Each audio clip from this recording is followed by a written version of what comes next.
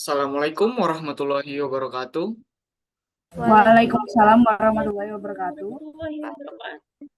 Selamat pagi dan selamat datang di seminar Teori Belajar Sosial. Saya Alifian Ramadan selaku moderator yang dipercaya untuk memandu jalannya acara hari ini. Pertama-tama, marilah kita panjatkan puji dan syukur kita kepada hadirat Allah Subhanahu wa taala atas limpahan rahmat dan karunia-Nya hingga kita bisa dapat bertemu di seminar hari ini. Langsung saja kita menuju ke acara inti, yaitu membahas tentang pattern e-learning, group investigation, dan role playing yang akan dibawakan oleh pemateri kita, yaitu Farza Nadia, Aulia Alvira, Mei Anggraini, dan Amalia. Kepada pemateri saya persilakan. Udah. Baik, terima kasih atas kesempatannya. Sebelumnya perkenalkan saya Farza Nadia. Di sini saya akan menjelaskan tentang partner in learning.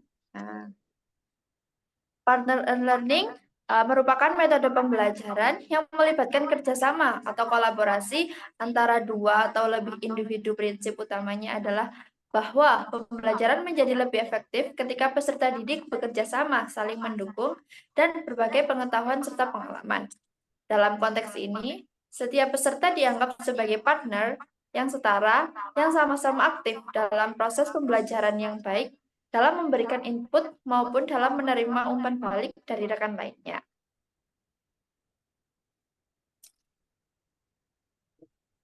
Partner learning seringkali menekankan dialog pertukaran ide dan refleksi bersama yang dapat meningkatkan pemahaman dan keterampilan sosial. Ini juga berakar pada teori konstruktivisme sosial dari Vygotsky yang menekankan pentingnya interaksi sosial dalam belajar sosial. Adapun maksud dari partner learning ini, yang pertama adalah pembelajaran kolaboratif. Dalam pembelajaran kolaboratif ini memuat 2 poin. Yang pertama, interaksi sosial sebagai dasar belajar. Yang dimaksud dalam teori belajar sosial seperti yang dikemukakan oleh Vygotsky, yang menekankan pentingnya interaksi sosial dalam proses belajar. Dalam pembelajaran ini berpasangan, setiap siswa dengan saling berdiskusi, bertukar pendapat, dan menyelesaikan masalah bersama yang memperkuat pemahaman mereka. Yang kedua ada zone proximal development, di mana konsep ini menyatakan bahwa siswa dapat mencapai pemahaman yang lebih tinggi ketika mereka bekerja dengan bantuan orang lain, baik itu teman sebaya ataupun guru, bahkan teman lainnya. Dalam partner learning ini, siswa yang lebih mahir dapat membantu yang lain untuk memahami materi yang sulit. Jadi dalam zone of proximal development ini mereka saling membantu untuk bisa menguatkan pendapat dan saling bertukar ide. Kemudian yang kedua ada pengembangan keterampilan sosial. Dalam pengembangan keterampilan sosial ini memuat 2 poin. Yang pertama, kerjasama dan komunikasi. Partner learning ini mendorong siswa untuk berbicara, mendengarkan, dan saling menghormati pandangan suatu sama lain, yang pada gilirannya mengembangkan keterampilan sosial seperti kerjasama, empati, dan negosiasi. Yang kedua ada penyelesaian konflik. Dalam penyelesaian konflik ini, dalam proses pembelajaran berpasangan, siswa juga dapat belajar bagaimana menyelesaikan perbedaan pendapat dan konflik dengan cara yang konstruktif, yang merupakan keterampilan yang penting dalam interaksi sosial. Kemudian yang ketiga, meningkatkan hasil akademik. Dalam poin ini, dalam materi ini memuat 2 poin. Yang pertama, mendalami materi melalui diskusi, di mana siswa menjelaskan konsep kepada pasangannya atau teman rekan lainnya, tidak hanya memperdalam pemahaman mereka sendiri, tetapi juga membantu pasangannya untuk belajar dengan cara yang lebih. Kemudian poin kedua yaitu belajar dari satu sama lain. yaitu partner learning memungkinkan siswa untuk saling melengkapi pengetahuan dan keterampilan, terutama pada tugas-tugas yang membutuhkan dengan perspektif dan kemampuan. Kemudian yang keempat yaitu membangun tanggung jawab bersama.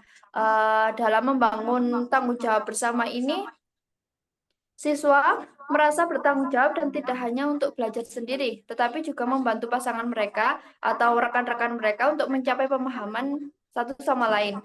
Dan ini mendorong rasa kebersamaan dan bertanggung jawab kolektif dalam proses pembelajaran.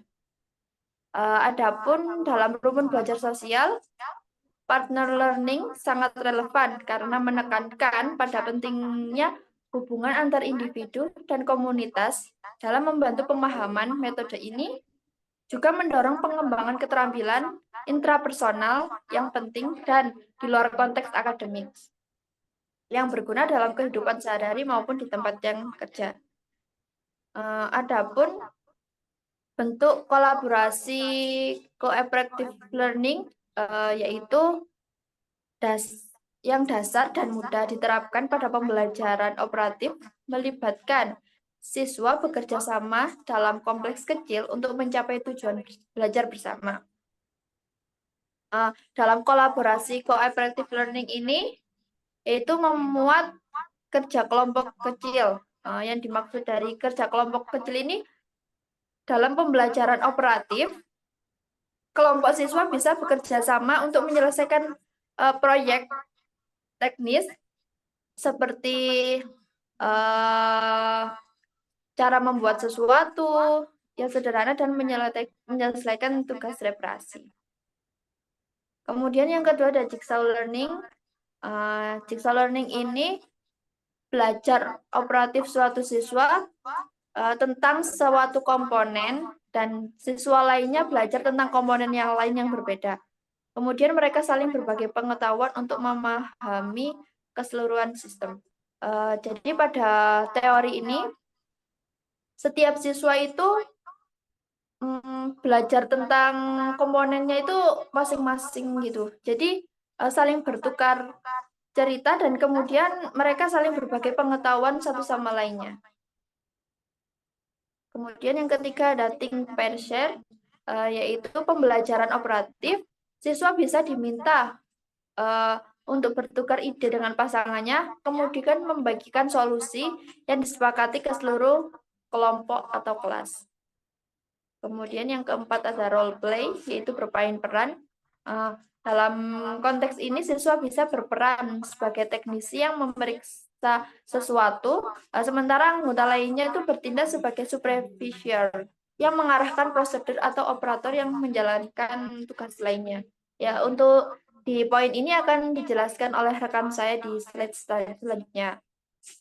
Kemudian yang kelima ada peer teaching, yaitu seorang siswa telah menguasai cara menggunakan sesuatu, kemudian mendemonstrasikan kepada siswa lain. Seperti mempraktekkan sesuatu, kemudian diajarkan ke teman lainnya, ke rekan lainnya, untuk memahami bagaimana cara kerja sesuatu itu. Kemudian yang terakhir adalah gallery walk, yaitu dalam konteks operatif, seorang siswa dapat memamerkan model produk atau proyek teknik yang telah mereka kerjakan, sementara kelompok lain memberikan evaluasi dan saran perbaikan. Dalam konteks ini, siswa itu diajari untuk mempromosikan atau membuat suatu produk, kemudian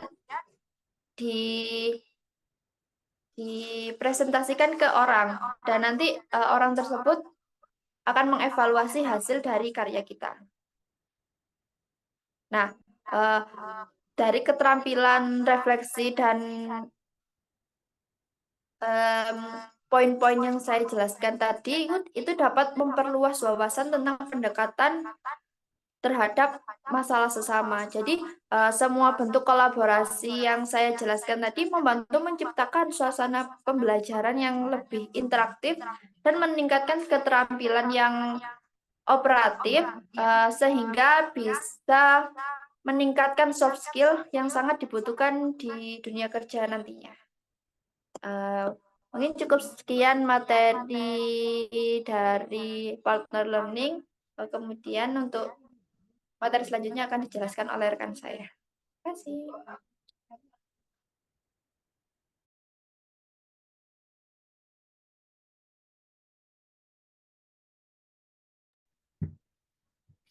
Oke, terima kasih atas kesempatan dan waktunya yang telah diberikan kepada saya. Sebelumnya, perkenalkan, nama saya Mai Anggreni Putri. Di sini saya akan menyampaikan materi tentang group investigation. Group investigation ini berfokus pada cara-cara efektif mengembangkan keterampilan kognitif, sosial, dan emosional siswa. Bab ini membahas grup investigasi, sebuah model pembelajaran kooperatif di mana siswa bekerja dalam kelompok kecil untuk menyelidiki masalah atau topik tertentu, kemudian mempresentasikan hasilnya kepada kelas. Group investigation dirancang untuk meningkatkan keterampilan berpikir kritis, kolaborasi, dan komunikasi melalui proses investigasi bersama. Slide selanjutnya. Ada pendekatan berbasis model dalam pendidikan. Definisi model pengajaran yaitu model pengajaran adalah kerangka atau pola yang dirancang untuk membantu guru menyusun aktivitas kelas guna mencapai tujuan pembelajaran tertentu. Bab ini menekankan bahwa setiap model berfungsi untuk mengembangkan kemampuan intelektual dan sosial sekaligus mendorong siswa untuk berpartisipasi aktif. Yang kedua ada jenis model pengajaran. Bab ini mengkategorikan model pengajaran ke dalam beberapa rumpun, seperti model sosial yang berfokus pada kolaborasi dan keterampilan sosial siswa, misalnya investigasi kelompok. Lalu ada model informasi dan pemrosesan kognitif, yaitu bertujuan mengembangkan kemampuan berpikir kritis dan analitis siswa. Lalu ada model pribadi, menekankan perkembangan individu seperti pemahaman diri dan ekspresi kreatif. Lalu yang terakhir ada model sistem perilaku, yaitu mendorong pembentukan kebiasaan dan perilaku melalui penguatan positif. Slide selanjutnya. Contoh model investigasi kelompok. Salah satu model yang dibahas secara mendalam adalah investigasi kelompok yang memiliki tujuan untuk mengembangkan keterampilan bekerja sama dan memecahkan masalah melalui metode demokratis. Tahap dalam investigasi kelompok yaitu yang pertama, menghadapi situasi yang membingungkan atau menantang. Yang kedua, mengeksplorasi berbagai reaksi dan perspektif terhadap masalah. Yang ketiga, merumuskan tugas belajar dan membagi peran. Lalu yang keempat, belajar secara mandiri dan berkelompok. Yang kelima, menganalisis kemajuan dan proses. Lalu yang terakhir adalah melanjutkan siklus dengan aktivitas daur ulang atau literasi.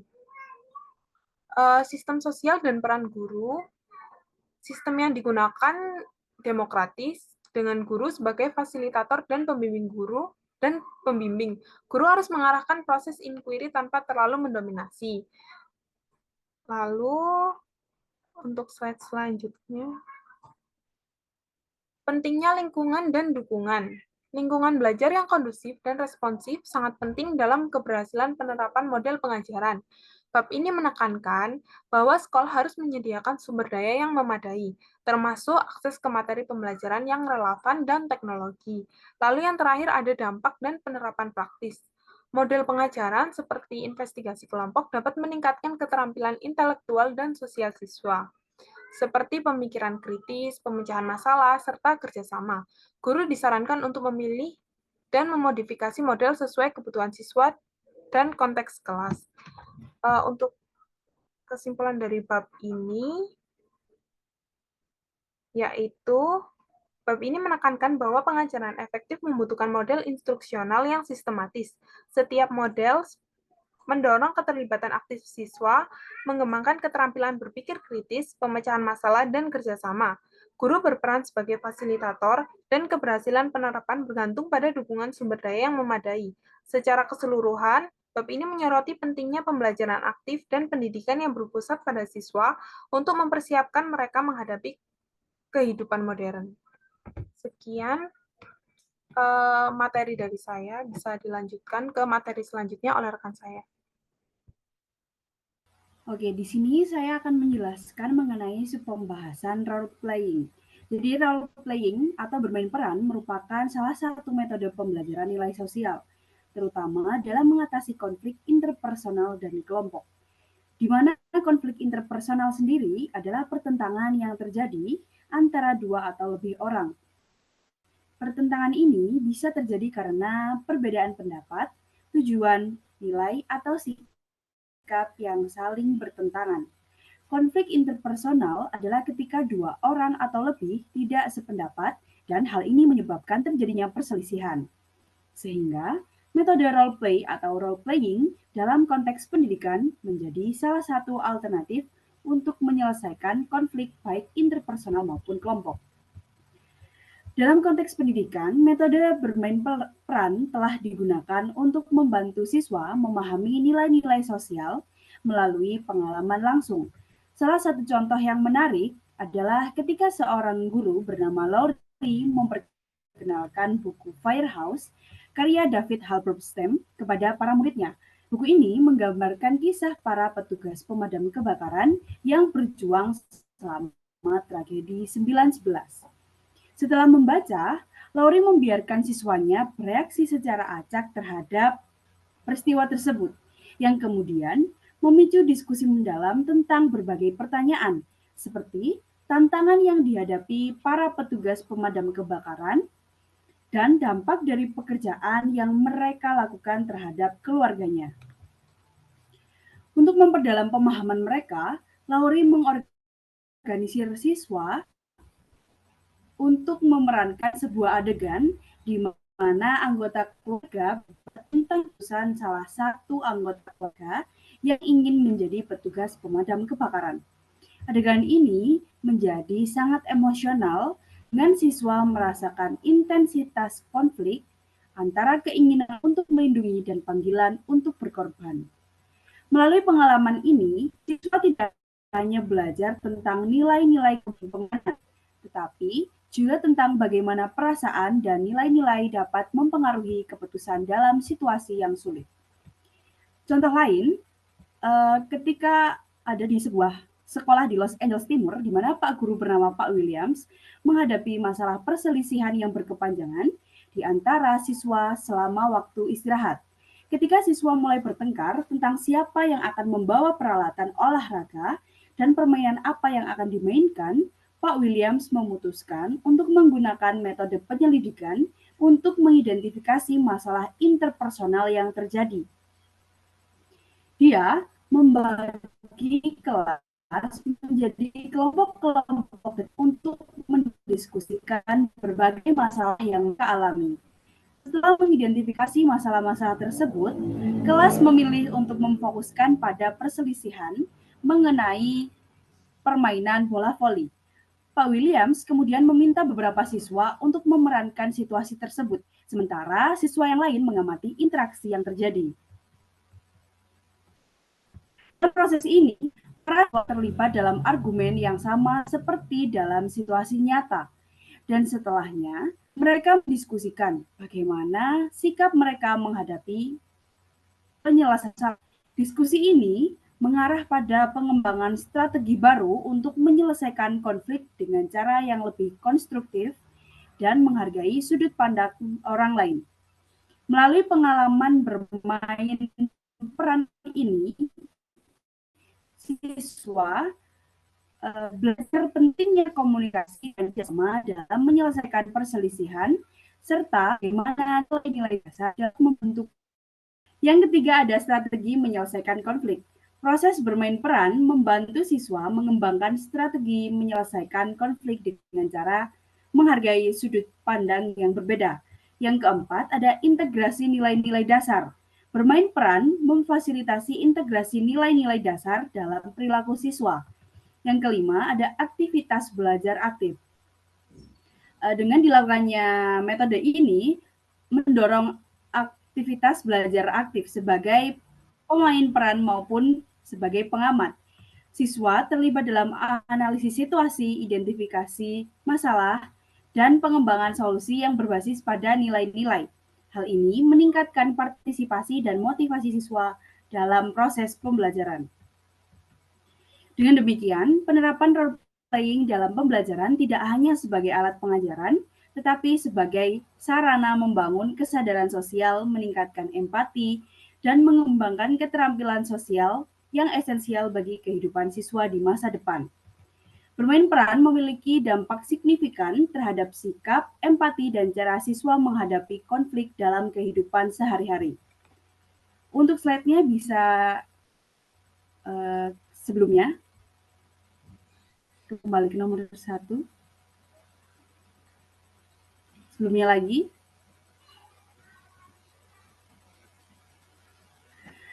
beberapa pengaruh utama dari penerapan metode ini, yang pertama ada peningkatan empati. Melalui role playing ini, siswa dapat menempatkan diri mereka dalam posisi orang lain yang membantu mereka memahami perspektif dan perasaan orang lain. Yang kedua ada perubahan sikap. Bermain peran berkontribusi pada perubahan sikap siswa terhadap nilai-nilai dan norma sosial. Yang ketiga, next.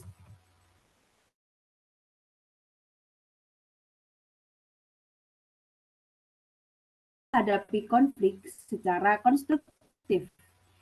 Yang keempat, ada kesadaran sosial dan nilai-nilai dasar. Bermain peran membantu siswa.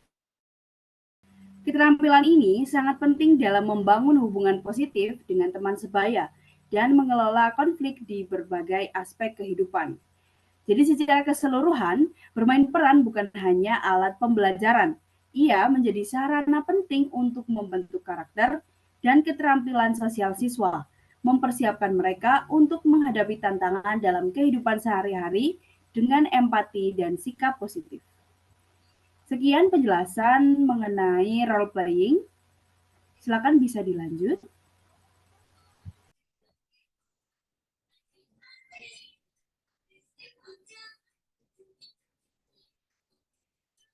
Baik, kemudian untuk bagian kesimpulan, role playing merupakan metode pembelajaran yang melibatkan siswa dalam memerankan situasi nyata untuk memahami konflik interpersonal dan sosial.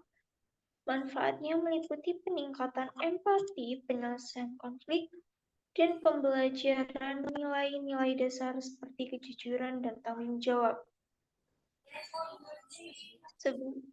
Sebagai contoh, coba bayangkan saat kita berada di posisi orang lain, misalnya seorang petugas pemadam kebakaran atau teman yang menghadapi konflik. Metode role playing atau bermain peran ini membantu siswa untuk benar-benar merasakan situasi nyata dan memahami sudut pandang orang lain. Lewat peran yang dimainkan, siswa belajar empati, bagaimana menyelesaikan konflik, dan nilai-nilai penting seperti kejujuran dan tanggung jawab. Jadi, mereka belajar tidak hanya dari buku, tapi juga dari pengalaman yang mereka mainkan. Kemudian yang kedua yaitu partner in learning. Pembelajaran kolaboratif di mana siswa bekerja bersama dalam pasangan atau kelompok kecil. Metode ini meningkatkan keterampilan sosial, tanggung jawab bersama, dan memperdalam pemahaman melalui diskusi dan kerjasama. Jika diingat, belajar berpasangan atau dalam kelompok kecil yang disebut partner in learning, sini siswa bekerja sama dengan teman untuk memahami pelajaran, berdiskusi, dan mendukung satu sama lain. Dengan kolaborasi ini, mereka bukan hanya belajar akademis, tapi juga keterampilan sosial, misalnya komunikasi, kerjasama, dan saling menghargai. Ini pembelajaran yang sangat manusiawi karena ada interaksi dan saling membantu. Kemudian yang ketiga, group investigation. Model pembelajaran kooperatif yang mendorong siswa bekerja dalam kelompok untuk menyelidiki masalah dan mempresentasikan hasilnya. Fokus pada pengembangan keterampilan berpikir kritis, komunikasi, dan kerjasama. Ini seperti tugas investigasi bersama dalam metode group investigation. Siswa bekerja dalam tim untuk menyelidiki suatu topik atau masalah. Jadi mereka menggali informasi, berbagi tugas, dan mempresentasikan hasilnya. Proses ini melatih mereka berpikir kritis, berkomunikasi dengan baik, dan bekerja sama dalam kelompok. Metode ini membantu siswa untuk menjadi lebih mandiri, tapi tetap bisa berkolaborasi dengan baik. Sekian kesimpulan dari materi yang dipaparkan. Baik, kita akan masuk ke sesi selanjutnya, yaitu sesi tanya jawab. Bagi peserta yang ingin bertanya, dipersilakan dengan menyebutkan nama dan pertanyaan. Penanya boleh melakukan feedback sebanyak 1 kali. Silakan yang ingin bertanya. Sebelumnya, perkenalkan nama saya Maya Anggrani Putri. Saya akan bertanya untuk materi partner in learning. Apa sih tantangan utama dalam penerapan partner learning dalam konteks pembelajaran sosial? Terus gimana ya upaya yang tepat untuk mengatasinya? Sekian pertanyaan saya. Terima kasih atas kesempatannya. Saya akan bertanya di sesi grup investigation. Pertanyaannya, mengapa? Oh, maaf.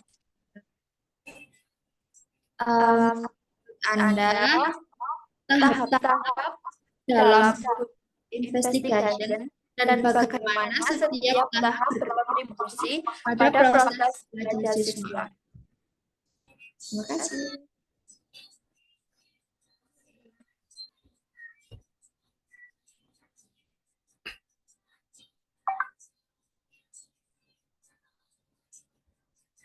Baik, untuk pertanyaan mengenai role playing, perkenalkan nama saya Aulia Elvira Ditama. Izin bertanya mengenai materi role playing. Apa manfaat menggunakan permainan peran di kelas? Dan seberapa efektif penggunaan metode role playing dalam pembelajaran? Sekian pertanyaan saya, terima kasih. Baik, perkenalkan saya Amalia Fatimah Tuzaro. Jadi untuk pertanyaan ini secara garis besar, bagaimana ketiga metode pembelajaran, yaitu role playing, partner in learning, dan group investigation ini membantu siswa dalam mengembangkan keterampilan sosial dan intelektual mereka.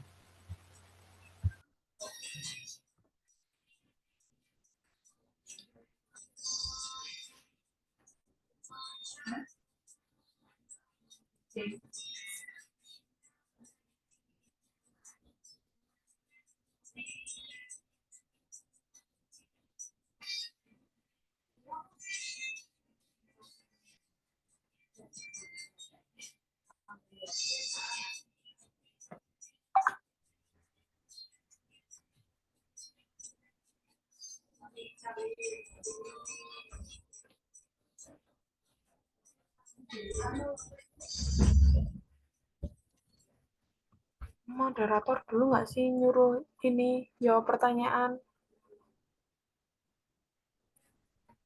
Moderatornya mana? Moderator weh. Sorry, mic-nya mati. Ya untuk tadi kan pertanyaannya 2 ya. 2 apa 3? Langsung dijawab, Pak. Oh. Ya. Bentar ya. Duduk. Bukannya pertanyaannya 4 ya? 4. Udah semua kan pertanyaannya? Udah. Jadi selanjutnya sesi jawab. Ini untuk jawabnya kita mau ngacak aja apa kayak gimana? Nanti kalau misalkan kayak acak kan kayak lebih meyakinkan kalau itu pertanyaan bukan dibuat kayak gitu. Menurutku sih.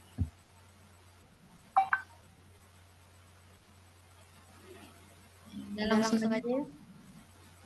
Baik, untuk sesi jawab akan disampaikan oleh materi kita. Bukan. Baik, saya akan menjawab pertanyaan tentang learning, learning, pastinya di setiap proses pembelajaran pastinya mempunyai tantangan tersendiri. Tantangan utamanya yaitu partisipasi siswa yang tidak merata di antara semua anggota kelompok. Nah, dalam hal ini tuh seringkali ada kecenderungan di beberapa individu untuk mengambil alih. Nah, sementara yang lain menjadi pasif. Selain itu, perbedaan dalam gaya belajar, latar belakang, tingkat pengetahuan dapat menghambat komprehensif. Adapun dari tantangan tersebut kita bisa menanggulanginya atau mengatasinya. Guru bisa memainkan peran atau role play dalam mengatur dinamika kelompok agar setiap individu mendapatkan manfaat yang maksimal dari pembelajaran kolaboratif.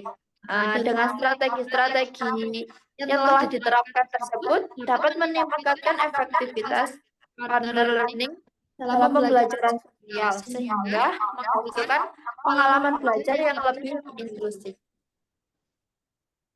Apakah ada feedback? Cukup. Oke, baik. Terima kasih.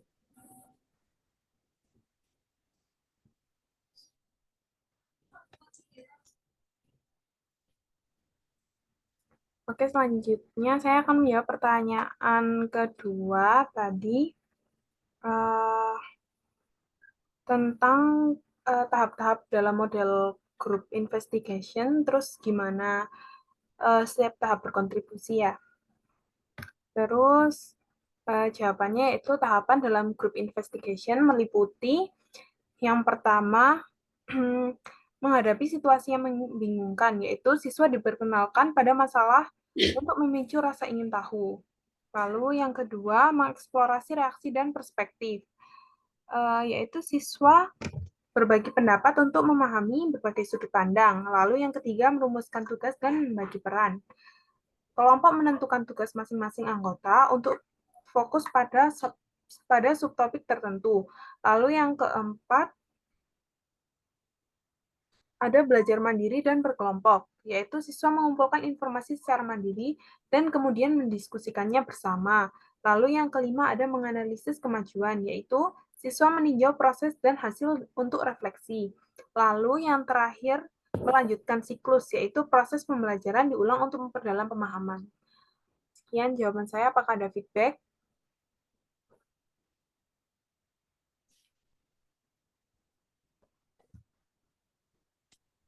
Baik.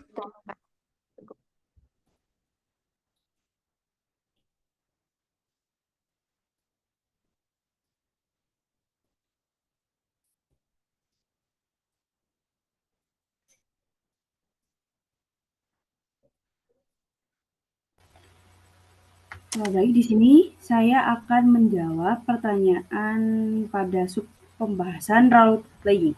Jadi apa manfaatnya menggunakan permainan peran ini di kelas?